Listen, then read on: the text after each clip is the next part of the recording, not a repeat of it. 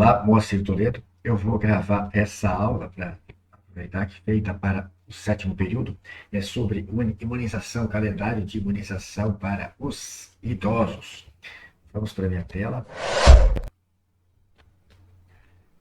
Então, eu preparei essa aula e vamos gravar, assim a gente já deixa gravado. Calendário de imunização. A OMS preconiza a utilização de 3 vacinas para esse público idoso. A influenza, que é a vacina contra a gripe, a vacina antipneumocócica, contra a pneumonia por pneumococo, que cresce cada vez mais a resistência à penicilina do pneumococo, e contra a tétano e difteria, vacina DT, que é combinada. Nesse capítulo vamos falar das indicações de imunização dos idosos, dando particular interesse às 3 vacinas, influenza, DT e a antipneumocócica, e também vamos falar alguma coisa sobre hepatite B, que já é uma vacina de antes, e vacina contra a herpes zoster, que não está na rede pública, acredito que tenha só na privada, e a vacina contra N1H1, que é a vacina contra a gripe. A literatura usada é anterior, o Tratado de Geriatria. Não vamos falar nada sobre vacina Covid, até pelas questões polêmicas aí. Muitas pessoas não aderem a fazer, porque tem histórico de alguns riscos, né? Trombóticos e contra a imunidade. Está se falando muito em muito desenvolvimento de câncer, tudo por dizer assim. Não sei, não tenho dados para corroborar com isso, mas uma baixa letalidade da Covid atualmente e a vacina atualmente ainda em fase de teste, então muita gente não adere. Então aqui esse quadro demonstra as doses das vacinas aqui citadas, né? Então, numa primeira visita do idoso, é se fazer a dupla DT, se não está completa. Se ela tem uma dose, vai fazer duas, se ela tem duas doses, vai fazer uma, se tem as doses completas, já fazem 10 anos, vai fazer de novo a DT. E a febre amarela, que é dose única, conforme a região que exige a vacinação de febre amarela. E a hepatite B, se não tinha, vai fazer a primeira dose aqui no dia zero. Numa segunda visita, em 2 meses após a primeira visita, né, vai fazer a dupla de novo, segunda dose, se precisar, e hepatite B, segunda dose, que tem que ser feita 30 dias após a primeira. Numa terceira visita, 4 a 6 meses após a primeira visita, vai se completar a dupla e vai se completar a dupla só ela. E tem que esperar, se essa visita acontecer em 6 meses, vai poder fazer já a terceira dose da hepatite B. Aqui eles colocaram segunda dose, mas na verdade é a terceira dose, está errado aqui. Anualmente faz a influenza durante o calendário vacinal, que começa vacinando os profissionais de saúde, os jovens com comorbidades, depois os idosos, depois o restante da população. E a cada 10 anos tem que fazer o reforço da DT, da dupla de tétano, e pacientes especiais, pacientes de doença crônica, acabados e asilados. Doença crônica são hipertensão, diabetes, obesidade, TPOC, pneumo 23 valente, vai fazer, é só para esse público. Né? E até os 65 anos se faz para esse público de crônicos acabados e os asilados. 2 doses com intervalo de 5 anos entre elas. E após os 65 anos se faz uma dose única nos idosos. Sobre a vacina contra a influenza, a recomendação anual formal inclui indivíduos com as seguintes características, que configuram alto risco de apresentar complicações por influenza. Os idosos, né, igual ou superior a 60 anos, e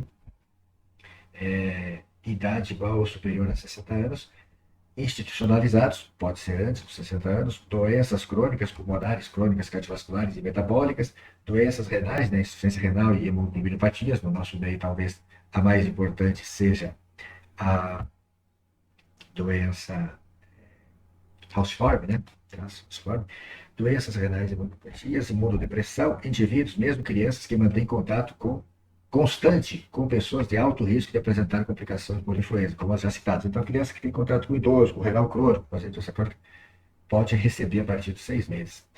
Profissionais de saúde, cuidadores de idosos e familiares também recebem a influenza. Vacina pneumocócica. É recomendado todos os indivíduos com mais de 60 anos com uma ou mais doenças crônicas, especialmente. Então, os 60 anos e principalmente os que têm doença crônica. Moradores de instituições asilares e casas de repouso, não está claro aqui se é com menos de 60 anos, eu acredito que se tem alguém deficiente que está asilado, está albergado, deve usar também, porque é a situação de estar asilado. E pacientes com infecções e internações recorrentes. Então, também tem que fazer. Para adultos, em geral, se faz para os pacientes esplectromizados, os que estão programados a fazer esplectromia já para melhorar a imunidade, portadores de doença crônica, diabetes, insuficiência renal crônica, DPOC, insuficiência cardíaca, cirrose hepática e outras doenças que possam ser eleitas.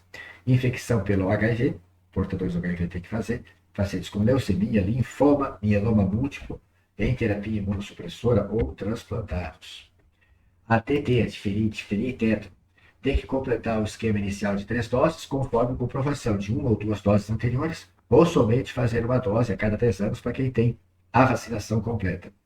Hepatite B, aplicação de 3 doses. Geralmente os idosos já vão estar vacinados de antes, mas se não, tem que aplicar as 3 doses, a segunda dose 1 mês depois da primeira, a terceira 6 meses após a primeira. Pode-se fazer o reforço depois de 7 anos. Nunca vi precisar disso. Eu tenho a sorologia de HBS confirmada depois do segundo esquema de 3 doses e ficou sempre assim positivo. Então, essa sorologia de HBS procura o antígeno de superfície que é usado na vacina. Comprova status vacinal imune. E a vacina contra a herpes zoster, eu acho tanto quanto estranho isso vender-se essa vacina, porque o sujeito já teve contato com a varicela, o vírus fica dormente no glândula dorsal, sensitivo, e quando há alguma brecha do sistema imune, esse vírus volta a se replicar e faz uma lesão de pele que precede-se com um quadro doloroso naquele dermato, até aparecer o rush, vermelhidão e bolhas. Essas bolhas, inclusive, transmitem o vírus da varicela para quem não é imunizado. E se vende uma vacina para diminuir a incidência de herpes zoster e diminui a neuropatia residual que fica dessa doença. Mas eu não sei muito da eficácia sobre isso. Vacinar os idosos, que é o público que mais faria essas lesões. Febre amarela é sempre em dose única, conforme a exigência de cada local, e quem ainda não tomou vai fazer. São áreas endêmicas, antes era só mais os estados do norte, agora parece que tem São Paulo, Minas Gerais também, tem exigência para febre amarela, porque houve casos em macaco, humanos lá. Doenças típicas do envelhecimento. Aqui a gente vai mudar de assunto. Eu vou encerrar essa aula para fazer a outra, para falar das demências, né, no idoso. Eu vou voltar aqui para minha tela para encerrar. Então, isso é muito breve, uma aula sobre a imunização dos idosos, que a gente lembra muito nas crianças, mas o adulto durante a vida tem que fazer a imunização contra o tétano, lá com 15 anos, depois a cada 10 anos, e se tiver doença crônica, tem a vacina antipneumocócica para fazer, e lembrar da febre amarela conforme a região, e o idoso tem que estar em dia com a vacina antitetânica, fazer hepatite B se não estava, está indicado fazer a influenza anualmente, e é questionável essa aí tem a Covid e tem a herpes zoster que não está na rede pública para fazer. É isso aí, obrigado, deixo aqui as minhas redes sociais para você seguir, faça seus comentários aqui abaixo para a gente poder responder e enriquecer esse assunto, e encaminhe esse conteúdo para alguém que você possa ajudar com este conhecimento. Muito obrigado.